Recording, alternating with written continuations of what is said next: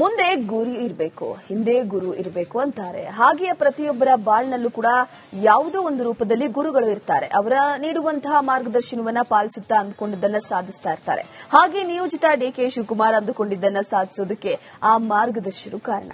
ಆ ಕುರಿತ ಒಂದು ಸ್ಟೋರಿ ಇಲ್ಲಿದೆ ನೋಡಿ.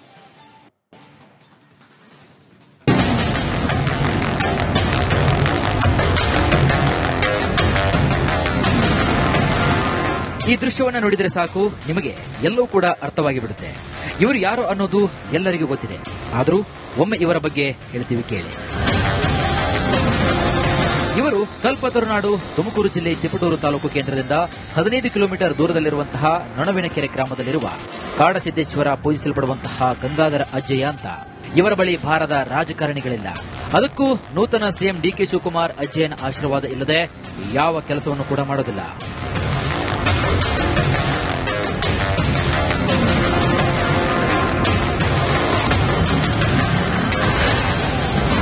ಮಠಕ್ಕೂ ಡಿಕೆಗೂ ಅವಿನಾಭಾವ ನಂಟು. ಡಿಕೆ ಶಿವಕುಮಾರ್ ಅವರು ಹಲವು ವರ್ಷಗಳಿಂದ ಈ ಮಠಕ್ಕೆ ಭಕ್ತರಾಗಿದ್ದಾರೆ. ಮನೆಯ ಯಾವುದೇ ಶುಭ ಕಾರ್ಯಕ್ರಮಕ್ಕೂ ಅಥವಾ ರಾಜಕೀಯ ತೀರ್ಮಾನಕ್ಕೂ ಮುನ್ನ ಮಠಕ್ಕೆ ಭೇಟಿ ನೀಡಿ ಸಲಹೆಯನ್ನ ಪಡಿತಾರೆ. ಮುಂದಡಿಯನ್ನ ಇಡಬೇಕಾದ್ರೆ ಅಜ್ಜಯ್ಯ ಅವರ ಅನುಮತಿ ಇಲ್ಲದೆ ಇಡುವುದಿಲ್ಲ. ಜೈಲಿನಿಂದ ಹೊರಬಂದು ಮಠಕ್ಕೆ ಭೇಟಿ. ಇನ್ನು ಈ ಹಿಂದೆ ಐಟಿ ಇಡಿ ದಾಳಿ ವೇಳೆ ಬಂಧನವಾಗಿ ಬಿಡುಗಡೆಯಾಗಿ ಹೊರಬಂದ ಬಳಿಕ ಮೊದಲು ಡಿಕೆಶಿ ಭೇಟಿ ನೀಡಿದ್ದು ಇದೇ ಅಜ್ಜಯ್ಯನ ಸನ್ನಿಧಿಗೆ. ಆಗಲೇ ಮುಂದೊಂದು ದಿನ ಸಿಎಂ ಆಗ್ತೀಯಾ ಅಂತ ಭವಿಷ್ಯವನ್ನ ಕೂಡ ನುಡಿದಿದ್ರು ಇದೇ ಅಜ್ಜಯ್ಯ.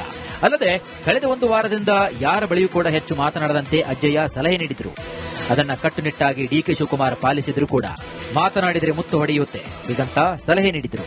ಹಾಗಾಗಿ ಮಾಧ್ಯಮದವರು ಏನೇ ಕೇಳಿದ್ರು ತುಟಿ ಬಿಚ್ಚಿ ಮಾತನಾಡದೆ ಮೌನವಾಗಿ ಕೈಮುಗಿದು ಮುಂದೆ ಸಾಗ್ತಾ ಇದ್ರು ಡಿಕೆ.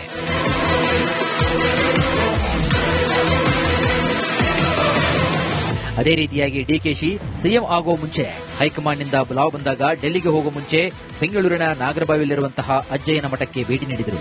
ಹಾಗೂ ಡೆಲ್ಲಿಯಿಂದ ಬಂದ ಮೇಲೂ ಕೂಡ ಅಜ್ಜಯ್ಯನ ಮಠಕ್ಕೆ ಕುಟುಂಬ ಸಮೇತವಾಗಿ ಭೇಟಿ ನೀಡಿದರು.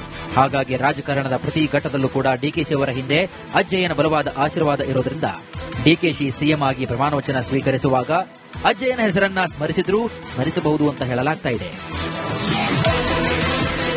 ವೀರೇಶ್ ಶಿವಾನಂದ್ ನಂಬಿ, ರಿಪಬ್ಲಿಕ್ ಕನ್ನಡ, ಬೆಂಗಳೂರು.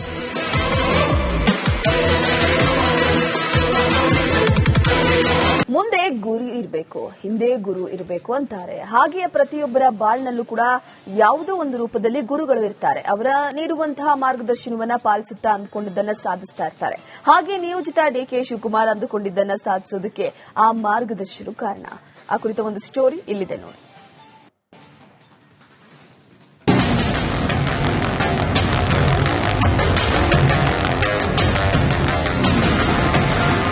ಈ ದೃಶ್ಯವನ್ನು ನೋಡಿದರೆ ಸಾಕು, ನಿಮಗೆ ಎಲ್ಲವೂ ಕೂಡ ಅರ್ಥವಾಗಿ ಬಿಡುತ್ತೆ. ಇವರು ಯಾರು ಅನ್ನೋದು ಎಲ್ಲರಿಗೂ ಗೊತ್ತಿದೆ. ಆದರೂ ಒಮ್ಮೆ ಇವರ ಬಗ್ಗೆ ಹೇಳ್ತೀವಿ ಕೇಳಿ. ಇವರು ಕಲ್ಪತರುನಾಡು ತುಮಕೂರು ಜಿಲ್ಲೆ ತಿಪಟೂರು ತಾಲೂಕು ಕೇಂದ್ರದಿಂದ 15 ಕಿಲೋಮೀಟರ್ ದೂರದಲ್ಲಿರುವಂತಹ ನೊಣವಿನಕೆರೆ ಗ್ರಾಮದಲ್ಲಿರುವ ಕಾಡಸಿದ್ದೇಶ್ವರ ಪೂಜಿಸಲ್ಪಡುವಂತಹ ಗಂಗಾಧರ ಅಜ್ಜಯ್ಯ ಅಂತ. ಇವರ ಬಳಿ ಭಾರದ ರಾಜಕಾರಣಿಗಳಿಲ್ಲ. ಅದಕ್ಕೂ ನೂತನ ಸಿಎಂ ಡಿಕೆ ಶಿವಕುಮಾರ್ ಅಜ್ಜಯ್ಯನ ಆಶೀರ್ವಾದ ಇಲ್ಲದೆ ಯಾವ ಕೆಲಸವನ್ನು ಕೂಡ ಮಾಡೋದಿಲ್ಲ.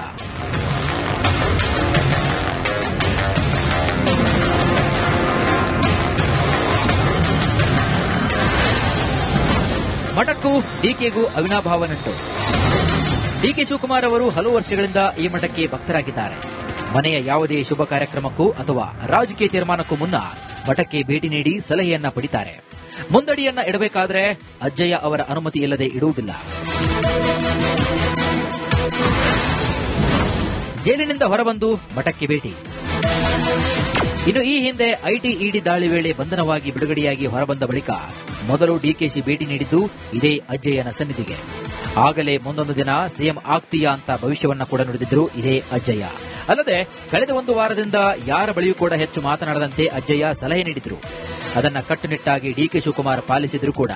ಮಾತನಾಡಿದರೆ ಮುತ್ತು ಹೊಡೆಯುತ್ತೆ ಹೀಗಂತ ಸಲಹೆ ನೀಡಿದ್ರು. ಹಾಗಾಗಿ ಮಾಧ್ಯಮದವರು ಏನೇ ಕೇಳಿದ್ರು ತುಟಿ ಬಿಚ್ಚಿ ಮಾತನಾಡದೆ ಮೌನವಾಗಿ ಕೈಮುಗಿದು ಮುಂದೆ ಸಾಗ್ತಾ ಇದ್ರು ಡಿಕೆ.